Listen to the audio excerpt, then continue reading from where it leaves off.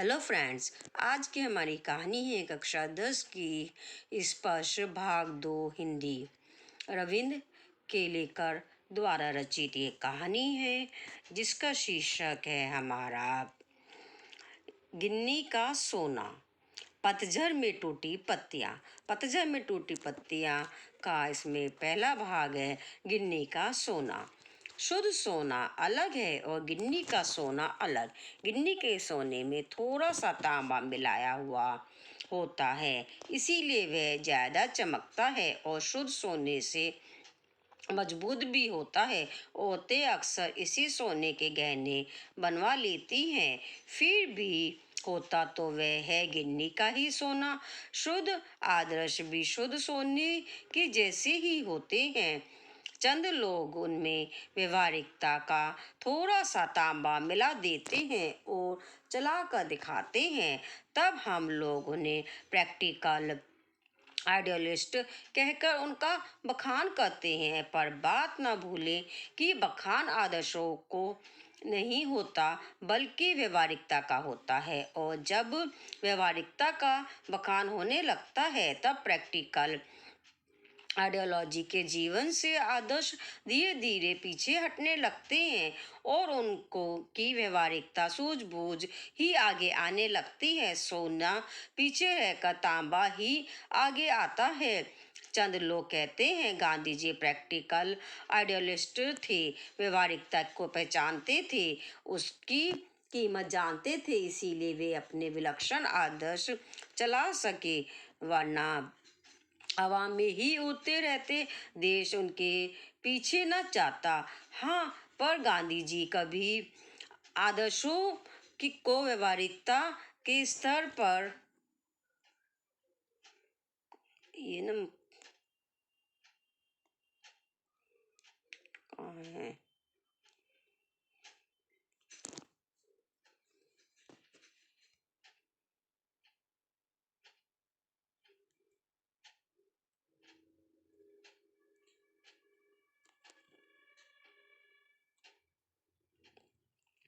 उतरने नहीं देते थे, बल्कि व्यवहारिकता को आदर्शों के स्तर पर चढ़ाते थे।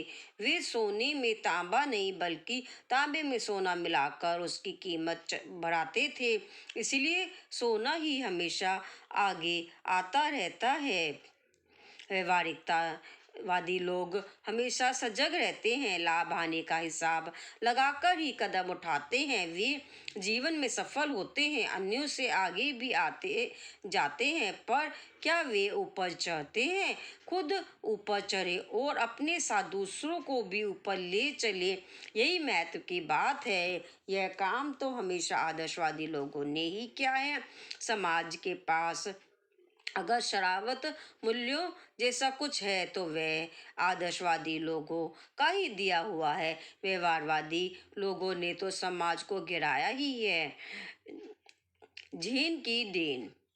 जापान में मैंने अपने एक मित्र से पूछा, यहाँ के लोगों को कौन सी बीमारियां अधिक होती हैं? मानसिक। उन्होंने जवाब दिया, यहाँ के 80% लोग मनोरुग्ण हैं। इसकी क्या वजह है? कहने लगे, हमारे जीवन की रफ्तार बढ़ गई है। यहाँ कोई चलता नहीं बल्कि दौड़ता है, कोई बोलता नहीं बकता है। हम जब अकेले पढ़ते हैं तब अपने आप से लगातार बड़बड़ाते रहते हैं। अमेरिका से हम प्रतिस्पर्धा करने लगे, 1 महीने में पूरा होने वाला काम 1 दिन में ही पूरा करने की कोशिश करने लगे। वैसे भी दिमाग की रफ्तार हमेशा तेज ही रहती है। उसे स्पीड का इंजन लगाने पर वह 1000 गुना अधिक रफ्तार से दौड़ने लगता है। फिर एक क्षण ऐसा आता है कि जब दिमाग का तनाव बढ़ जाता है और पूरा इंजन टूट जाता है। यही कारण है जिससे मानसिक रोग यहाँ बढ़ गए हैं। शाम को वह मुझे एक टी इस सेरेमनी में ले गए। चाय पीने की एक विधि है, जापानी में उसे चो ना यूं कहते हैं। वहाँ एक 6 मंजिले इमारत थी जिसकी छत पर दफ्ती की दीवारों वाली और तातमी चटाई की जमीन वाली एक सुंदर पनकुटी थी। बाहर बेढब सा एक मिट्टी का बर्तन था, उसमें पानी भरा हुआ था। हमने अपने हाथ पांव इस पानी से धोए, तौलिए से पोंछे और अंदर गए। अंदर जाजिन बैठा था, हमें देखकर वह खड़ा हुआ। कमर झुकाकर उसने हमें प्रणाम किया। दो जो आइए, तशरीफ लाइए कहकर स्वागत किया।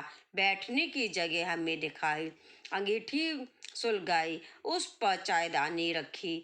बगल के कमरे में जाकर कुछ बर्तन ले आया, तौलिए से बर्तन साफ किए। सभी क्रियाएं इतनी गरिमापूर्ण ढंग से की गई कि उसकी हर भंगिमा से लगता था मानो जयंती की सुर गूंज रहे हों। वहाँ का वातावरण इतना शांत था कि चायदानी के पानी का खदबदाना भी सुनाई दे रहा था। चाय तैयार हुई, उसने इस प्याले में भरी, फिर वे प्याले हमारे सामने रख दिए गए। वहाँ हम 3 मित्र ही थे। इस विधि में शांति मुख्य बात होती है, इसीलिए वहाँ 3 से अधिक आदमियों को प्रवेश नहीं दिया जाता। प्याले में 2 घूंट से अधिक चाय नहीं थी। हम होठों से प्याला लगाकर एक एक बूंद चाय पीते रहे। करीब 1.5 घंटे तक चुस्कियों का यह सिलसिला चलता रहा। पहले 10-15 मिनट में तो उलझन में पड़ा, फिर देखा दिमाग की रफ्तार धीरे धीरे धीमी पड़ती जा रही थी। थोड़ी देर में बिल्कुल बंद भी हो गई। मुझे लगा मानो अनंत काल में मैं जी रहा हूँ। यहाँ तक कि सन्नाटा भी मुझे सुनाई देने लगा। अक्सर हम यहाँ तो गुजरे हुए दिनों की खट्टी मीठी यादों में उलझे रहते हैं या भविष्य के रंगीन सपने देखते रहते हैं। हम या तो भूतकाल में रहते हैं या भविष्य काल में। असल में दोनों काल मिथ्या हैं, एक चला गया है, दूसरा आया नहीं है। हमारे सामने जो वर्तमान क्षण है वही सत्य है, उसी में जीना चाहिए। चाय पीते पीते इस दिन मेरे दिमाग से भूत और भविष्य दोनों काल उड़ गए थे। केवल वर्तमान क्षण सामने था और वह अनंत काल जितना विस्मृत था। जीना किसे कहते हैं, उस दिन मालूम हुआ। जैन परंपरा की है बड़ी देन मिली है जापानियों को। यह थी आज की कहानी, कक्षा 10, स्पर्श, पतझड़ में टूटी पत्तियां।